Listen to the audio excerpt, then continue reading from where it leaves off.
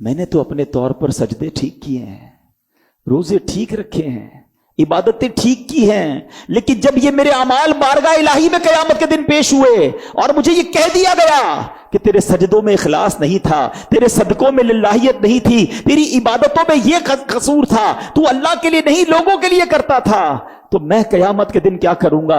मैं तो तही दामन रह जाऊंगा। तो ऐ मेरे मीठे इस्लामी भाइयों, याद रखिए हमें आमाल भी करने हैं, वो अल्लाह की रिजा के लिए करने हैं, और उसके साथ साथ कभी अपने आमाल पर सेटिस्फिकेशन नहीं लानी कि मैं बड़ा नेक, मैं हाजी, मैं नमाजी, मैं सदका करने वाला। अरे मैं कुछ भी नहीं। अगर अल्लाह ने अदल किया, इंसाफ किया तो मारा जाऊंगा।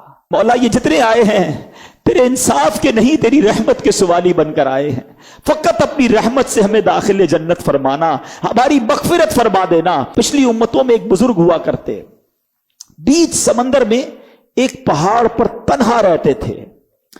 अल्लाह पाक ने उनके लिए अनार का एक दरख्त उगाया था और एक मीठे पानी का चश्मा भी निकाला था। अनार खाते, पानी पीते, दिन रात अल्लाह की इबादत करते। इसी हाल में 500 साल गुजर गए। 500 साल, ठीक है। अब कोई सोचे ना, गुनाह ही नहीं है ना, इबादत ही इबादत है। हजरत इस्राईल अलैहिस्सलाम तशरीफ लाए, उन्होंने कहा कि आपकी रूह कब्ज करने आया हूं। कहा मुझे इतनी मोहलत दे दें कि मैं वजू करके 2 रकत नमाज अदा करूं, और जब मैं सजदे में जाऊं ना, उस वक्त मेरी रूह कब्ज कर लीजिएगा। जिंदगी भी कैसी गुजरी? हजरत इस्राईल ने कहा मैं तुम्हारे लिए इतनी मोहलत लेकर आया हूं। 2 रकत पढ़ी और आपने सजदे में उसकी रूह कब्ज कर ली।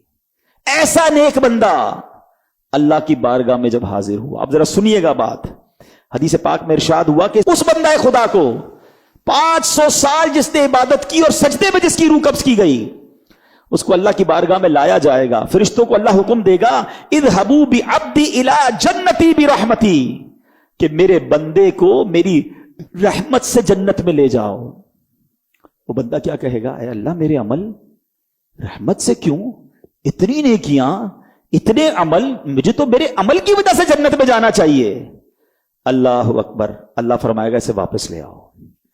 मीजान लगाया जाएगा, तराजू लगाया जाएगा, इसकी 500 साल की इबादतों को एक पलड़े में रखा जाएगा, और अल्लाह हुक्म देगा कि मेरी एक नेमत आंख जो है ना, इसको दूसरे पलड़े में रख दो।